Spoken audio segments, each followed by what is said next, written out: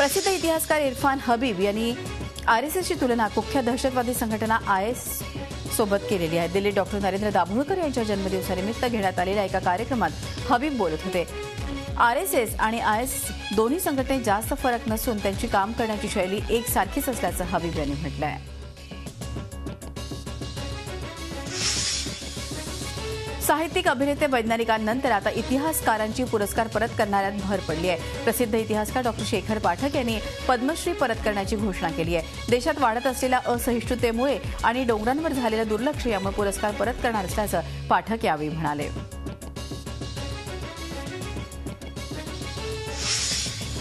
King Khan शाहरुखनं वाढदिवसाच्या दिवशी देशात चाललेल्या वाढत्या असहिष्णुतेवर प्रहार केलाय। गेल्या काही दिवसात देशात मोठ्या प्रमाणात असहिष्णुता वाढली असल्याचं शाहरुखनं सांगितलंय। पुरस्कार परत करणं म्हणजे प्रतिकात्मक विरोध होय, त्यामुळे पुरस्कार परत करणार असल्याचं शाहरुखनं म्हटलंय। काँग्रेस अध्यक्ष सोनिया गांधी यांनी राष्ट्रपती प्रणब मुखर्जी यांची भेट घेतली। यावेळी सोनिया गांधी यांनी देशातील वाढती असहिष्णुता रोखण्यासाठी घटनात्मक अधिकारांचा वापर करण्याची विनंती त्यांनी राष्ट्रपतींना केली आहे। आज काँग्रेस संसद ते राष्ट्रपती भवन एवढा मोर्चा काढणार आहे।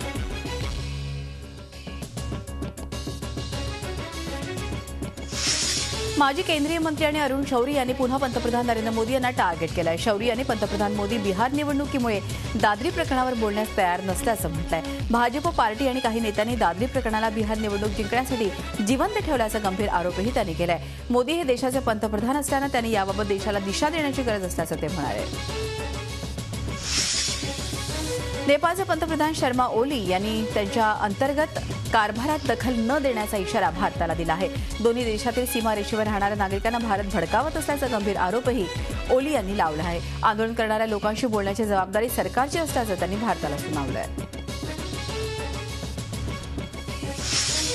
पंतप्रधान नरेंद्र मोदी यांनी काँग्रेस आणि सोनिया गांधी यांचा चांगला समाचार घेतला आहे। शिखांची कत्तल करणाऱ्यांना सहिष्णुतेवर बोलण्याचा अधिकार नसल्याचं पंतप्रधान नरेंद्र मोदींनी बिहारमधील पूर्णियामधील रॅलीत सांगितलं। 1984 साली शिखांची कत्तल करणारी काँग्रेस पार्टी सहिष्णुतेचं नाटक करत असल्याची जोरदार टीका मोदींनी केली आहे।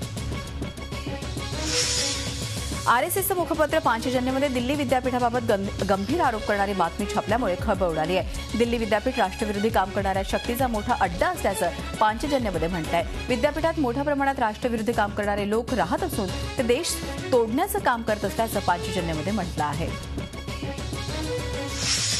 इंडोनेशियाच्या बालीमध्ये अटक झालेला कुख्यात अंडरवर्ल्ड डॉन छोटा राजनला आज भारतात आणलं जाण्याची शक्यता आहे।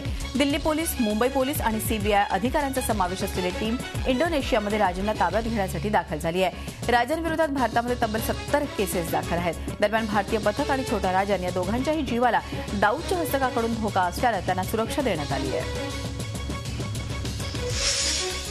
पाकिस्तानात लपून बसलेला अंडरवर्ल्ड डॉन दाऊद इब्राहिमच्या घराभोवती सुरक्षा वाढवण्यात आल्याची माहिती मिळते आहे। इस्लामाबाद आणि कराची येथील दाऊदच्या घराभोवती स्पेशल लष्कर कमांडो तैनात करण्यात आले आहेत। दाऊद सध्या आयएसआयच्या संरक्षणात पाकिस्तानात राहत असल्याचं छोटा राजननं बालीमध्ये मीडियाला सांगितलं आहे।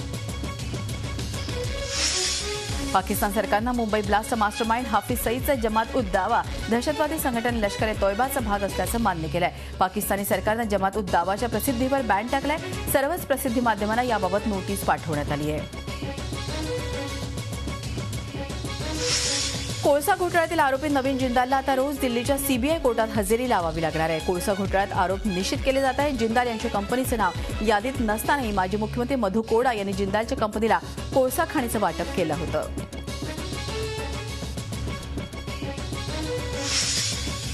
संपूर्ण देशाचं लक्ष लागलेल्या बिहार विधानसभा निवडणुकीच्या प्रचाराचा आज अखेरचा दिवस आहे। आज संध्याकाळी 5 वाजता प्रचाराच्या तोफा थंड होतील। येत्या गुरुवारी अखेरच्या टप्प्यातील मतदान पार पडेल। त्यानंतर रविवारी मतमोजणी होणार आहे।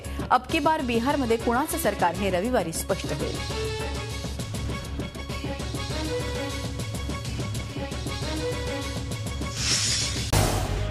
झी 24 तास रहा एक पाऊल पुढे।